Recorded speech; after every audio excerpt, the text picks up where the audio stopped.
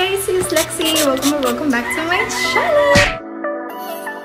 Today's vlog is super special because I'll be sharing with you my first semester, second year BS Psychology subjects.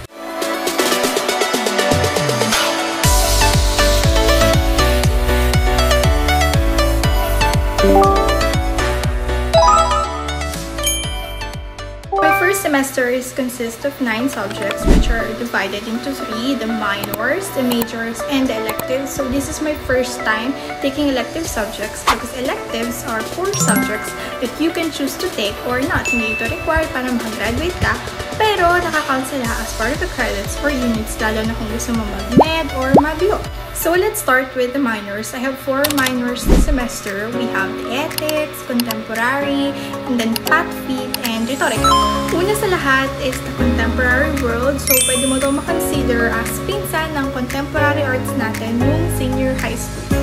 The only difference is that yung ACHS Contempo natin, nakafocus siya here in the Philippines, while the College Contempo is centered internationally, lalo na pagdating sa globalization. I feel like traveling around the world with this subject, especially yung ginawa namin semester project na passport, wherein we represent each country, discussing its currency, the capital, the exports, the imports, and everything.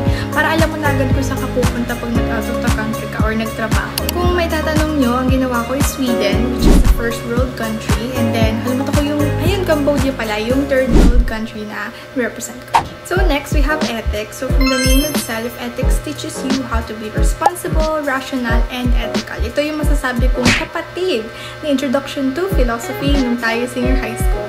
So actually, this subject is more on philosophical views and morals. Kaya naman for sure, meron kayong iti-take na mga performance tasks like argumentative essays and skits or yung mga role plays. So next is PATFIT 3, which is traditional and recreational games. Alam niyo ba, na-excited akong i-take ang PATFIT 3 kasi dati ang pangalan pa niya is dual and individual sports. Pero, pinalitan nila this year kung kailan i-take ko na. It was replaced by traditional and recreational games, which means ang lalaroin namin ay mga larong Pinoy. Noong una, pessimistic pa ako kasi hindi man ako maalam maglaro ng parentero, luksong tinik, kagawan base. But after ng lahat ng nangyari ng first semester, I think I had so much fun. Sobrang nakakapagod maglaro ng Filipino games, guys. As in, parang mas napagod pa ako maglaro ng langit lupa kaysa mag-badminton. But take note, guys, dito lang siya sa BSU pinalitan. I don't know if applicable to sa ibang schools or universities since dito sa BSU want nila i-preserve ang mga larong lahi as part of the Filipino culture. So, the last minor that I took was Rhetorica, masining na pagpapahayag. So, this subject that has so much potential pero hindi siya nasulit. Sobrang dami mo matututunan ditong Filipino words and constructions ng sentences. But unfortunately, hindi namin siya na-enjoy. Sad to say, nagkaroon na kami ng prof right after the midterm. Alam mo yung feeling na unit 1 pa lang kayo pero malapit na mag-finals. Ganun yung feeling namin, alam mo yun. Pero nag-effort pa rin kaming aralin siya kasi ang dami niyang i-offer sa amin na bagong kaalaman. Pero sayang nga, hindi namin siya natake lahat. It was so much fun learning different syntaxes, grammars, and paggamit ng gustong salita. Like dati akala ko iisa lang yung pahirin sa pahiran, pero hindi. Akala ko dati iisa lang din yung subukan sa subukin, pero hindi. So let's move on to the exciting part, which is the major. So kahit tatlo lang tong majors kong to, lahat sila bigat. So we have theories of personality, o tinatawag namin TOP, cognitive psychology or CogSci, and the physiological or biological psychology na tinatawag namin PHYSO. Theories of personality, so this is one of the best subjects that I've ever had. Hindi siya mahirap, hindi rin siya madali, but all I can say is that if you're really captivated with psychology, maisa sa buhay mo ang theories of personality. Ito kasi yung tipo ng subject na magpapaalala sa'yo na mahal mo ang psychology. Dito mo na kasi makikilala yung mga famous na psychologists, yung mga nakikita natin sa Facebook. So ito, may listahan ako ng ilan sa mga theories na yun. So we have the psychoanalytic ones. Siyempre, si Papa Sigmund Freud, si Alfred Adler, si Carl Jung, basta madami pa yan, si Borgnine, ganyan. So we have also the humanistic theorists, katulad ni Abraham Maslow, yan kilala yun ng lahat.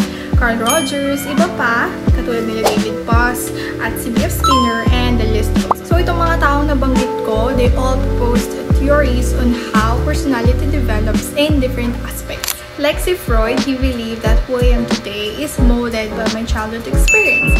Si David Boss naman at si Hans Eysenck, naniniwala naman sila na mana-mana lang yung personality na yan. May logical lang yan. Mainit ang ulo mo kasi mainit ang ulo na magulang mo. Joke lang. Siyempre, si B.F. Skinner, kilala natin siya. He believed that personality is shaped through reinforcements, punishments, and rewards. Diba? Ang interesting ng mga sinasabi nila. Kaya naman kung gusto mo pang malaman yung ibang sinasabi ng theories, maybe go for psychology natin because TOP is such an interesting, memorable, and engaging subject. Gutom ako! Masarap kayo, Jollibee, Peach Mango. Kain kayo, guys.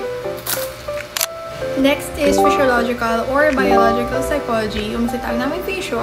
If you haven't watched my Christmas special vlog, doon ko nabanggit na paborito ko subject. So, I love the science behind how the body works. Kaya natutuwa akong aralin yung physio. Maybe this just proves that I really want to be a doctor someday. My blockmates find physio extremely hard kasi dami nabasa, dami nasa ulo. Compare dito kasi sa TOP, it's all about the concepts, mga tao, ganyan. Pero sa physio kasi, ang technical, the scientific jargons, the anatomy, ang hirap niya, diba? Ultimong pangalan ng neurons, need ko malaman in order to know its functions and relations sa ibang organ. Since this is psychology, brain physiology talaga ang pinaka-center ng inaaral namin. How it's connected to visions, emotions, internal regulations, sleep patterns, how you eat, how you drink, psychological disorders, and primarily everything. Last major natin is the cognitive psychology or CogSci. So kung napanood nyo nga yung video ko, sabi doon, naglalaban yung physio tsaka yung CogSci, kung ano ang pinakamahirap. Pero kung ako tatanungin niyo yung guys, CogSci talaga, I cannot. So itong subject na to is clearly associated with physiological psychology. So bakit? Diba sa physio, physical na brain ang inaaral. When it comes to CogSci naman, it's intangible, which is yung mind natin. So usually, it's all about how you perceive things. So how you learn, your memory processes, languages, mental representations, sensations, and many more. So I remember yung semestral project namin was to make a brain game. Like, super hirap niyang gawin kasi kailangan original, kailangan creative, and kailangan tumatak. Alam niyo ba na super creative nung prof namin sa CogSci, and nung paggawa namin ng brain game, pinost niya pa yun dito sa YouTube. Hindi ko na alam kung na-access ba siya, pero sa Facebook meron talaga yun. And the fun part about making the brain game was in order for us to make the brain game mismo, talagang in-incorporate namin lahat na napag-aralan namin about sa CogSci, sensations, memories, and all of that. Kaya hanggang ngayon natatandaan ko pa rin lahat ng yun. Now we're done with the minors and the majors. Let's move on to the natural electives. So as a BS Psychology student, I'm expected to learn biology and chemistry. Pero ang kinuha ko this semester is biology.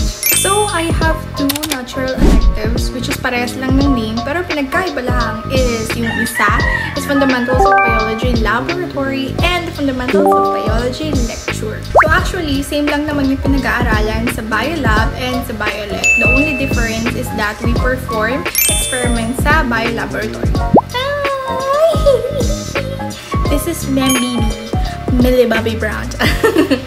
First, hindi ko talaga gusto ang bio because I don't really like talking about plants, like the photosynthesis, the animal cells, ganyan.